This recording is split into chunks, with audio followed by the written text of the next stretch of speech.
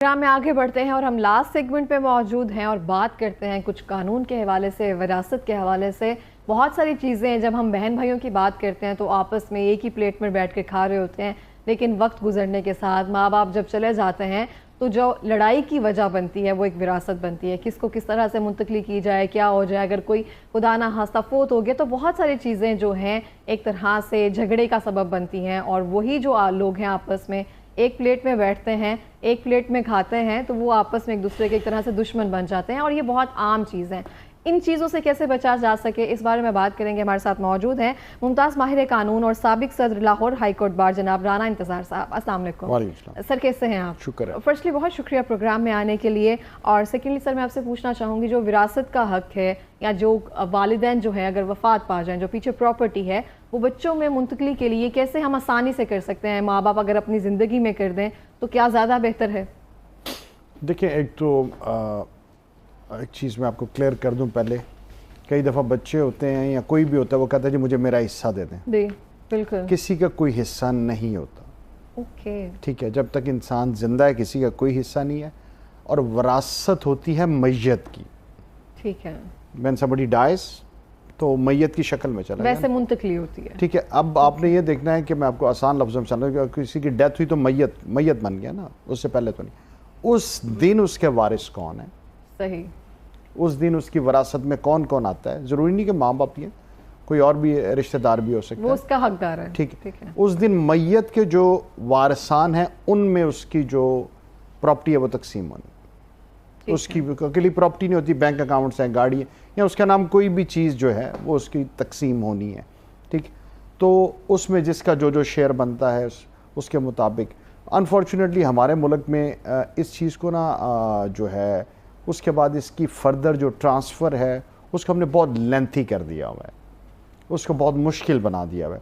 ابھی گورنمنٹ نے کچھ چینجز کیے ہیں کہ چلیں ایک اور فارم دے دیا کہ نادرہ ایک سرٹیفکیٹ جاری کر دیتا ہے، اب یہ نادرہ کا ریکارڈ بننے سے چیزیں بہتر ہو گئی ہیں۔ ادروائز یہ ہوتا ہے کہ کوئی ایک عورت کوئی اور نکاح نامہ بنا کے لے آتی ہے، بالکل اس طرح سے ہے، کوئی بھی بعد آ میں کوئی جاتا ہے فوت کی کے بعد، بیک ڈیٹس میں کوئی اور ڈاکومنٹ بنا لیتے ہیں کہ جی مجھے یہ گفٹ کر دیا تھا۔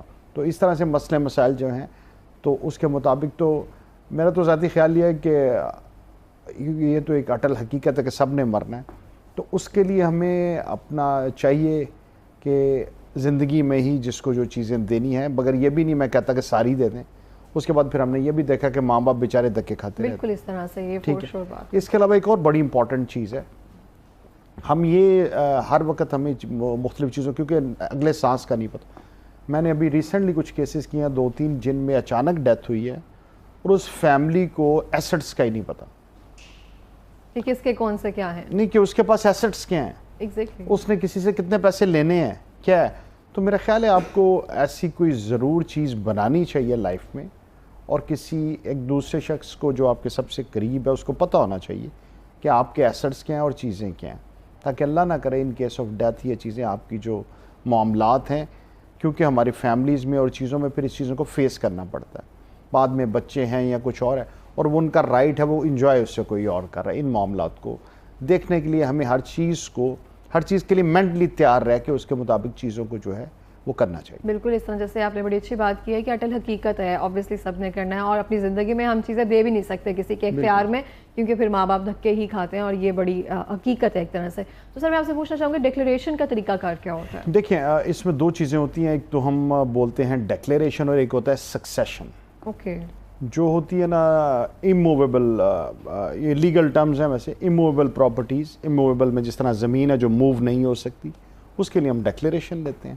اور جو موویبل ایسٹس ہیں جس طرح آپ کے گولڈ ہیں یا لاکرز بینک میں ہوتے ہیں یا بینک اکاؤنٹس ہے، وہیکلز ہے، ان کے لیے ہم سکسیشن لیتے ہیں۔ یہ قانون میں جو ہے تقسیم کی گئی ہے اس چیز کی، کیونکہ ورڈ ہم سکسیشن یوز کرتے ہیں وہ پراپرٹی کے لیے نہیں ہوتا، وہ آپ نے ڈیکلیریشن کا فرسٹ ٹائم ہوا ہے کہ کسی نے کوئی ڈیکلیریشن کا ورڈ یوز کیا، یعنی کہ وراثتی سرٹیفکیٹ ہم بول لیتے ہیں آسان لفظ میں لوگوں کے سمجھنے کے شیئر کرنے کے لیے۔ ٹھیک ہے، تو اس کا سرٹیفکیٹ ہمیں دیکھیں کہاں سے 2 چیزیں ہیں۔ جب کسی کی ڈیتھ ہوتی ہے تو سب سے پہلے آپ نے نادرہ سے رابطہ کرنا ہے۔ نادرہ آپ کو پہلے تو آپ نے 2 چیزیں ہیں نا، 2 چیزیں ہیں، سب سے پہلے آپ نے وارث ڈکلیئر ہونا ہے، اوکے، پھر پراپرٹی کی تقسیم۔ صحیح. اگر آپ وارث ہی نہیں ہیں، جس طرح بے فارم ہے اس میں وراثت نہیں آگے، تو وراثتی سرٹیفکیٹ نادرہ آپ کو جاری کرتا ہے. اگر نادرہ کسی بھی وجہ سے جاری نہیں کر رہا، جب کوئی پرابلم ہو رہی ہے، پھر آپ کورٹس میں آ جاتے ہیں. پھر کورٹس کے نادرہ نے ہمیں ریفیوز کیا تو پھر آپ کو کورٹ جو ہے وہ آپ کو وراثتی سرٹیفکیٹ جو ہے جاری کر دیتے تو نادرہ کی ریفیوز کرنے کی وجہ کیا ہوتی ہے؟ دیکھیں، ایک تو ہر جگہ آپ کو پتہ ہے پاکستان ہے، ریڈ ٹیپ سروسز ہیں، ویسے نادرہ والے کر بھی دیتے ہیں اور نہیں بھی ہوتا سم ٹائم اپنا. تو اس لیے یہاں ان کے وراثتی جھگڑے ہیں، یہاں ہمارا ابھی بھی کہیں نہ کہیں کچھ چیزیں ہیں، کسی کا اندراج نہیں ہے. بالکل ٹھیک ہے، یہاں آپ کا آپس میں جھگڑا یہ آ گیا کہ وہ وارث بھی ہے کہ نہیں ہے. اگر آپ کا میل چائلڈ نہیں ہے تو وہ پھر آپ کے وراثت اور طرح سے تقسیم ہوتی ہے. ٹھیک ہے، پھر اگر وراثت میں بہن بھائیوں کا حصہ بنتا ہے تو اس لیے پھر آپ کو کسی بھی وجہ سے جو وارث ہیں وہ نہیں آتے تو پھر آپ کو کورٹ کی طرف رجوع کرنا پڑتا ہے. پھر کورٹ آرڈر کرتی ہے کہ یہ وارث ہیں، ان کو ان کی وراثت میں ڈکلیئر کیا جاتا ہے تو ان کو جو ان کی پراپرٹی کا حصہ ہے وہ دے دیا جائے. اس کے مطابق فردر جو ہے امپلیمنٹیشن جو ہے چیزوں کی ہو جاتی ہے. بہتر ہے. جیسے اب آپ نے شروع میں بات کی تھی کہ ڈیتھ کے بعد کوئی بھی نکاح نامہ یا وصیت نامہ لے کر آ جاتا ہے، اس کو ہم کیسے کیٹر کر سکتے ہیں؟ دیکھیں، اس کو تو کسی وہ تو جب لے کے آتا ہے تو اسی دیکھیں جس طرح ہوتے ہیں نا، خون چھپائے نہیں چھپتا، تو کہیں نہ کہیں چیزیں ہوتی ہیں کہ جہاں آپ نہیں کر سکتے. اوکے، ٹھیک ہے. اگر آپ نے اب تو ویسے ہمارا سسٹم بڑا آرگنائز ہو گیا، ورنہ پہلے تو اسٹامپ میں انٹری کر دیتے تھے. آج کل کیونکہ اسٹامپ پیپر، اس میں ہمیں گورنمنٹ کو اپریشیٹ بھی کرنا چاہیے کہ اب بیک ڈیٹڈ اسٹامپ والا کام آہستہ آہستہ ختم ہو رہا ہے اور کافی ہو بھی گیا ہے. اب آپ کو کیونکہ آن لائن ہے سارا سسٹم، اس میں آپ کو پتہ چلتا ہے کہ فیس جمع ہوئی ہے، اسٹامپ پیپر ایشو ہوئے ہیں، اس نام سے ایشو ہوئے ہیں اور اس مقصد کے لیے ایشو ہوئے ہیں.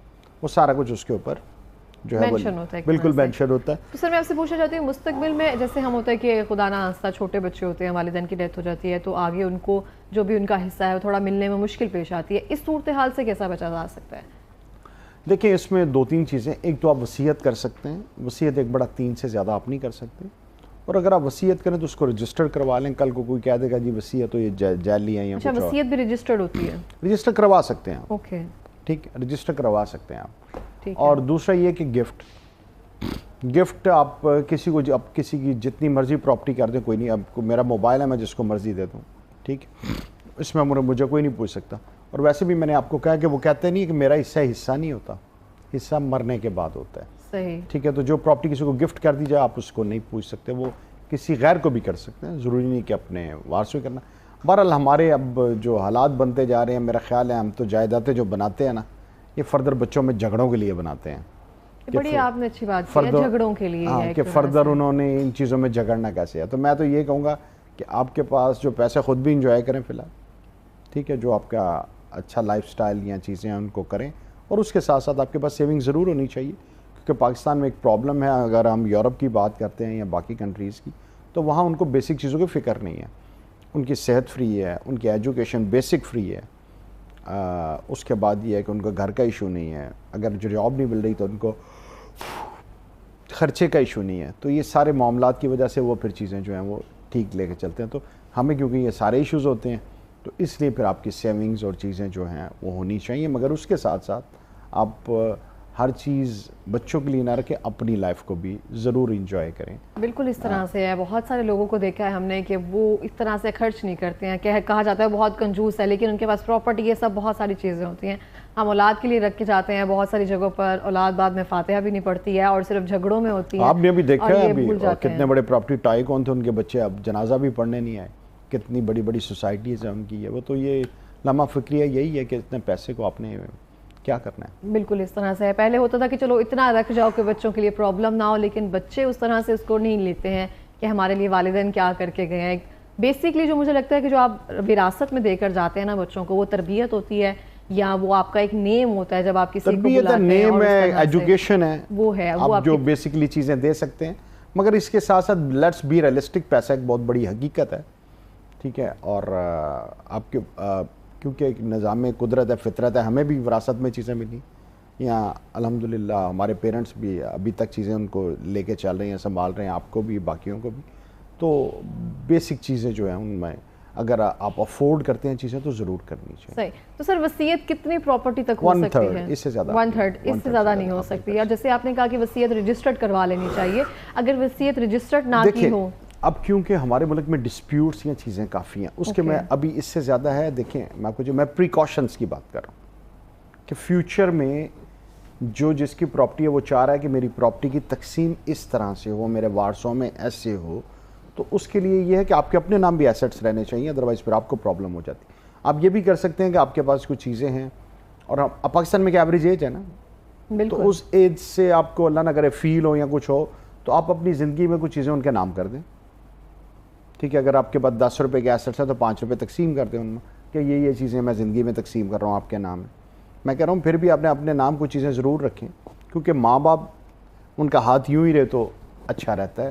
اللہ تعالیٰ ان کو اسی طرح رکھے, کیونکہ کبھی بھی کسی کو کسی کا اور زندگی میں نا میں آپ کو بتاؤں یہ 2 ریلیشن ہیں جو وداؤٹ آپ کو آپ نے گڈ اچھا ورڈ یوز کیا, جن کو کوئی آپ سے مطلب نہیں ہے, وہ خوش ہوتے ہیں آپ پہ خرچ کر کے, آپ کو کر کے.